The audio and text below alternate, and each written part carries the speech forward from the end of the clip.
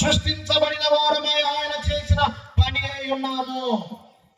ఎందుకు ఆయన రక్షించుకున్నాడు కృప ద్వారానంటే, ఆయన తాలూకు ఉద్దేశం ఏంటి అనంటే, నీవు సత్క్రియ కొనసాగిస్తావు. ఏంటి ఆ సత్క్రియ? ఏంటి ఆ మంచి పని? ఏంటి ఆ మేలైన పని? నీ సహోదరుడు జీవితము నరకపు ఛాయల ద్వారా బంధించబడి ఉంటే నీకు బాధ కలగట్లేదు. నీ పొరుగు వాడు నశించిపోయే ఆత్మగా ఎవరో జీవిస్తూ ఉంటే నీకు బాధ కలగట్లేదు,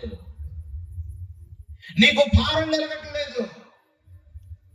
నీవు ఆదివారం గుడికి పోతున్నావు, వస్తా ఉన్నావు, మందిరానికి పోతున్నావు, వస్తా ఉన్నావు, కానీ నీ పొరుగు వాడు నశించిపోయే ఆత్మగా ఈ భూలోకంలో జీవిస్తూ ఉంటే నీకు భారం కలగట్లేదు అని అంటే అసలు నీ రక్షణే డౌట్. రక్షించబడిన వాడు ఎవ్వడు కూడా కాముగా ఉండలేడండి. ఎందుకంటే రక్షించబడిన వాని యొక్క జీవితంలో, వాని హృదయంలో ఎవరు నివసిస్తారు? యేసయ్య నివసిస్తాడు. నీలో నివసిస్తున్న యేసయ్య నిన్ను ఆదివారమునకు పరిమితి చేయడం, నిన్ను ఆయన కొరకు సాక్షిగా సత్క్రియలు కొనసాగించే వ్యక్తిగా నిలబెడతాడు. నౌ యూ టెల్ మీ, నీవు రక్షణ పొందావా లేదా పరిశీలన చేసుకో.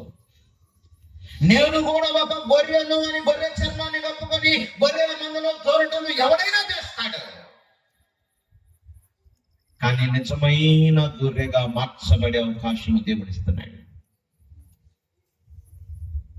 నిజమైన గొర్రెలు ఆయన స్వరము చెప్పినట్లుగా ఆయనకు విధేయత కలిగి ఆయన కొనసాగించబడినటువంటి రీతిలోనే కొనసాగించబడతారు. ఆయన ఏదైతే చెప్పాడో చేయమని దాన్ని చేస్తారు. ఆయన ఎందుకోసమైతే రక్షించుకున్నాడో ఆ క్రియలను కొనసాగిస్తారు.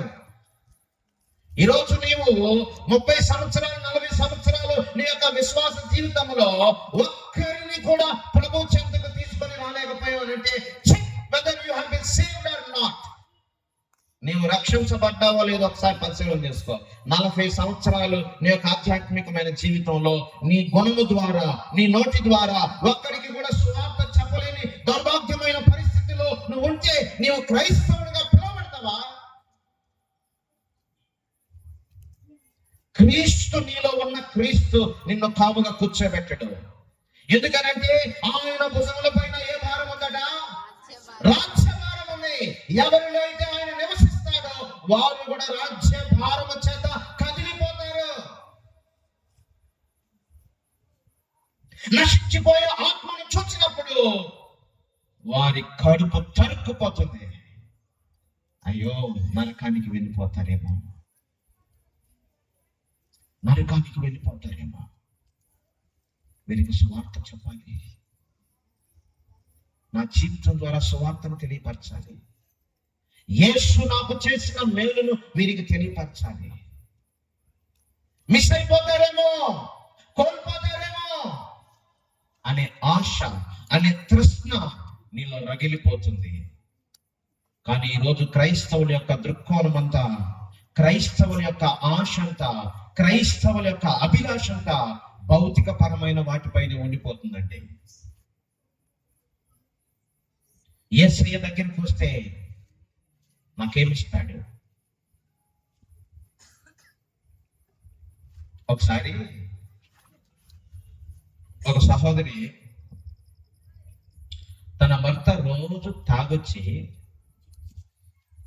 కొడుతూ ఉన్నాడు. ఆమె మందిరానికి వెళ్ళేటువంటి సహోదరి.